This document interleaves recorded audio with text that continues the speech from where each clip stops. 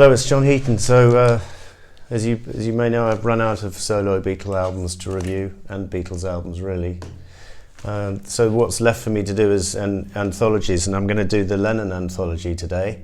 Before I do that, I'm going to show you a couple of items which I have in my collection, which maybe fall under that definition, or they're kind of in addition to what we have available on the album. So this came out in 1986, Menlove Avenue, and it's quite interesting for some of the tracks included, particularly on side one, because they haven't cropped up again, or Angel Baby has, but I think a couple of the others, certainly two of them, have not appeared on any CD release. And side two is less interesting. It's kind of studio outtakes from the Walls and Bridges session. But what's noticeable about this album, quite a nice cover, I suppose. It's on, I think it's on Parlophone, yeah. So Yoko's time with Polydor didn't last too long. Milk and Honey came out on Polydor. So Here We Go Again is a Lennon Spector composition, and it's not brilliant, but it's quite interesting, and recorded around the same time of the 73 rock and roll sessions. Rock and Roll People is a track which Lennon gave to Johnny Winter, and I think is a 73 track from around about the Mind Games sessions. And then Angel Baby is from the Phil Spector rock and roll sessions, even though it's credited here to produced by John Lennon. I'm pretty sure it should be produced or co-produced by Phil Spector. And Angel Baby is a complete highlight of this album. It's just brilliant. I had some notes about Rosie Hamlin wrote the song, and Lennon in the introduction, or in one of the outtakes, says it's one of his favourite ever songs, and he sings it with great passion, and I'm not quite sure why it was left off the final rock and roll album. It was on the Roots album, the Adam Levi album, which only saw the light of day for a few days before it was withdrawn. That and Be My Baby were on there, but not on the final album, which is a mystery, because I think it's one of the highlights of those sessions. Since My Baby Left Me is a less successful leftover from the Phil Spector sessions. Nothing much to recommend, that bit of a mess. And To Know Her Is to Love Her is the cover of the Phil Spector song, which originally had been recorded, I think, by the Ronettes under the title To Know Him Is to Love Him. And the Beatles had done a very good version of it on the BBC sessions in 63-ish. This is an okay version, but it's a bit slow, it's a bit plodding. So this album mainly interesting for side one. Side two's okay, the Walls and Bridges outtakes, but I think the stuff on Anthology is better, a better selection of stuff. Then before I get to the Anthology, I'll show you this bootleg with this great picture of John taken December the 8th, the day he died. And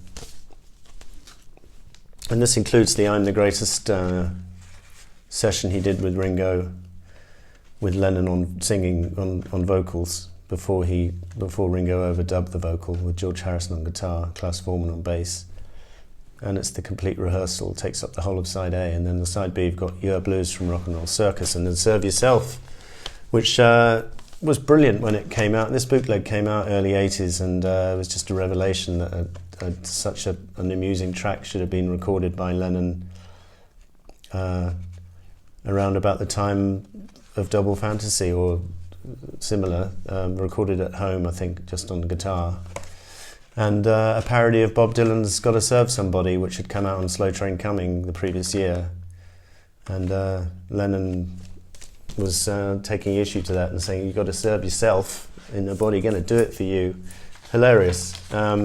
Which brings us to the Lennon Anthology, and it really is a successful endeavour, this, and hats off to Yoko. And I had the good opportunity to meet Yoko in May of 1998, and she was in the middle of working on this project, and she asked a few questions, or she asked my advice about, what songs to include and what format it should be in. And her original thinking at that time was to mix released tracks with unreleased tracks. And I said, no, Yoko, don't do that. All the fans have already got all the release tracks. This anthology should just be limited to unreleased material.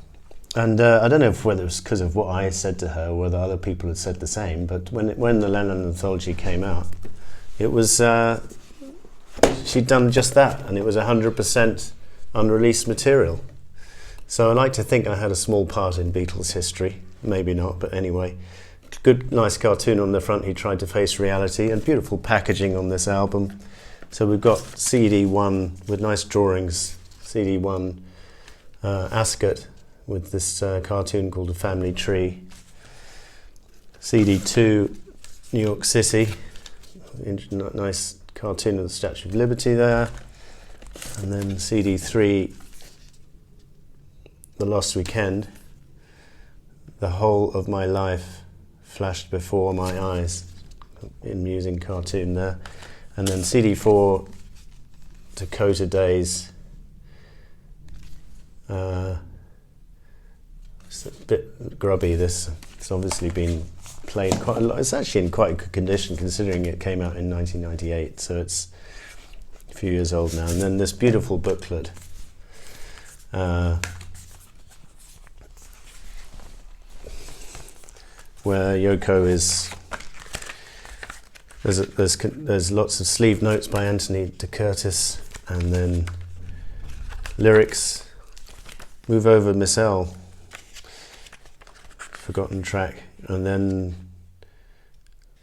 musician credits where they have them. Yeah, most of the tracks musician credits. So very nice packaging, and on the whole very nice track selection. Not complaining at all. What else can we say? Didn't do particularly well in the charts, but it was a 4 CD box set, so it wouldn't have got into the top 10 or anything. It got to number 76 in the UK. Sorry, got to number 62 in the UK and 99 in the US. So the first CD, Ascot, it's very interesting outtakes from the Plastic Ono Band sessions. For example, God with a guitar-based arrangement as opposed to piano, which is very interesting. Earlier take of Working Class Hero, earlier take of I Found Out.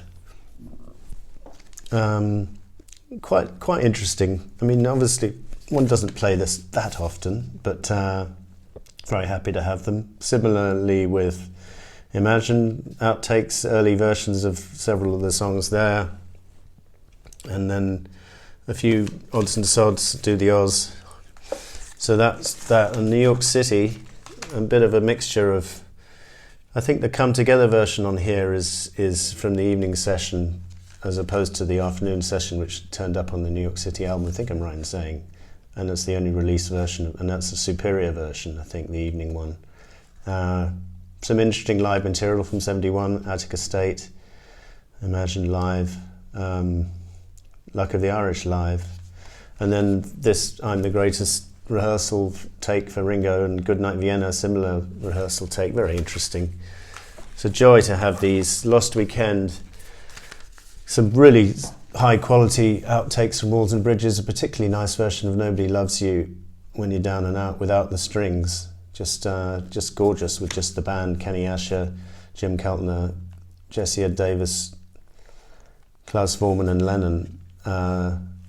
And almost the definitive version for me, and some great versions of some from rock and roll, particularly the Rip It Up Ready Teddy without the horns, so you just hear the band and they're smoking, they're just absolutely on fire.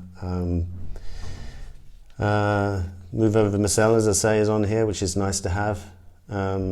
Be My Baby, the other track from the Roots album, is finally saw the light of day on this one.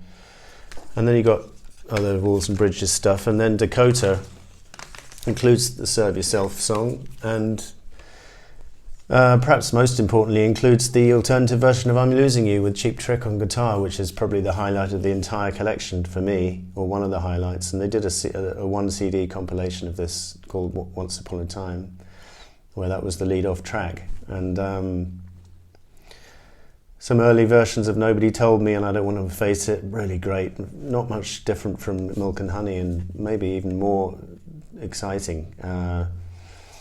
Only You the track recorded for Ringo is slightly out of context on here. I don't know why it was there. And then you've got some quite interesting sort of playing around the Great Walk with Lennon just during his husband years, just playing around with the guitar and doing joke voices and Dylan parodies and stuff like that. So well worth having this anthology. I wish they'd do something similar for, well, I guess they have done with McCartney, but they haven't done it in one box. They've done it with each album coming with extras. But noticeably, when McCartney archives come out, you don't have too many kind of early versions of songs. It tends to be kind of B-sides and lost tracks. And it would be nice to have, for example, early demos of Venus and Mars, or early demos of London Town, or you get my point. So I think that's a little bit missing, and certainly from George we've had nothing or very little. I think one album of unreleased demos from him, which came out around the time of the Scorsese thing, and certainly nothing from Ringo. So in all, this is a very successful venture. Thank you, Yoko, for putting it out, and see you next time.